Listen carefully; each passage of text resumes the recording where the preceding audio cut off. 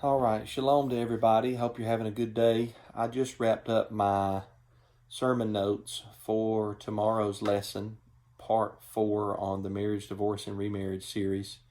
And I am yet baffled again. I'm going to talk about this in my sermon, but I felt like I need to do a standalone video, just short on this, because generally people have this idea in their minds.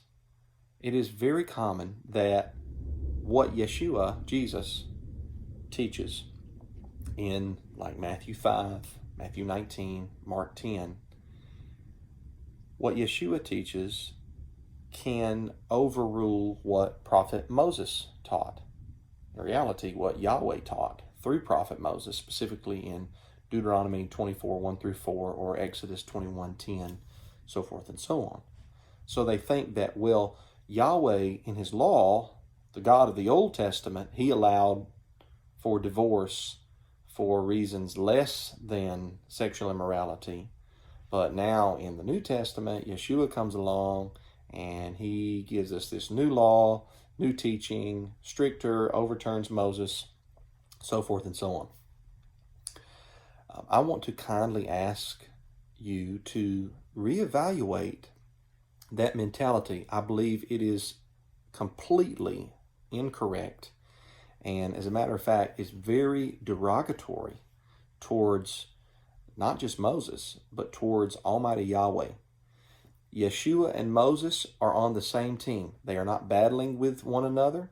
They are not fighting with one another. Yeshua is never telling anyone to forsake Moses. Yeshua is never coming in his teachings trying to overturn something that Prophet Moses said. As a matter of fact, I'm not going to put this verse in my sermon because I used it in a sermon not long ago.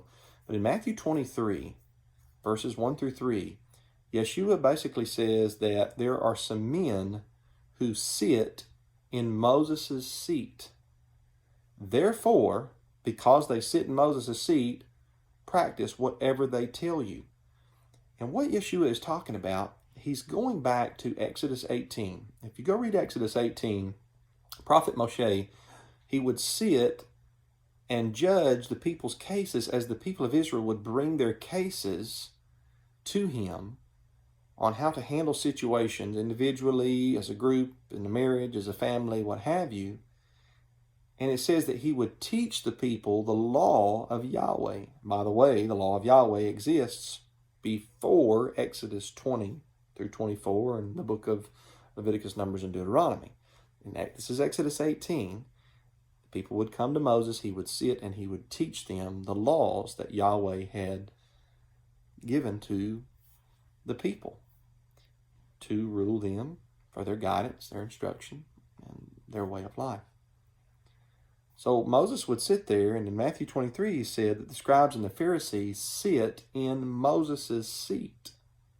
It's possible that in the first century there was actually a concrete seat called the seat of Moses, where when people would read the law, they would sit. That's possible. It's debatable. Most of the time, though, when somebody would read out of the scroll of the Tanakh, or the Torah specifically, the books of Bereshit through Devarim, they would stand up to read, and then they would sit down to expound. What Yeshua is saying is that these men, when they sit in the seat of Moses, when they align themselves with Prophet Moshe and they properly and correctly teach what Moshe taught, practice what they say. In other words, in Matthew 23, Yeshua says to obey the teachings of Moses, not to forsake them.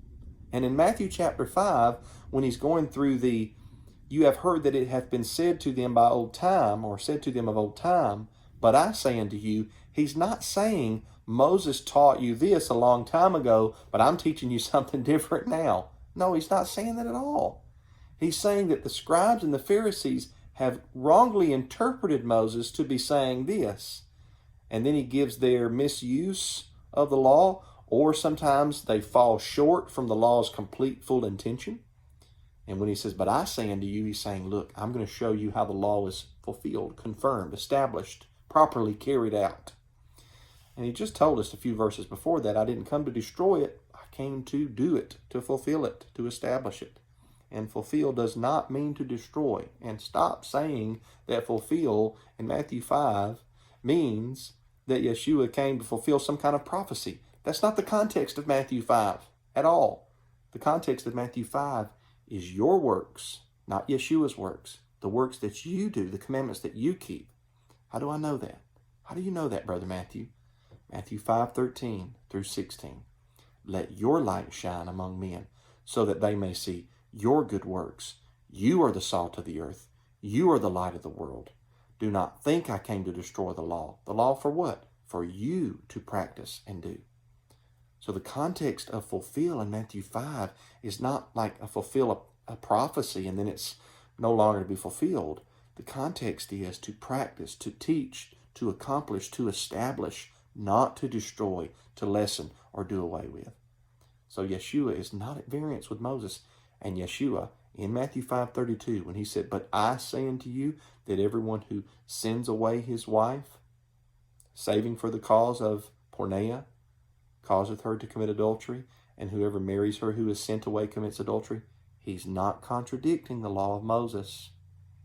He's not saying that a person or a man can only divorce his wife for sexual immorality. That's not what he's saying at all. But people come up with that interpretation because they think that it's okay if he contradicts Moses. I've got at least 2 more sermons to teach in this series, and I'm going to cover a lot more in the sermons, but I'm almost at 7 minutes, so I'm going to stop right here. Just look up the name Moses from Matthew to Revelation, and just read everything that's said about Prophet Moses. He's a righteous man. We should not speak any negative words about him.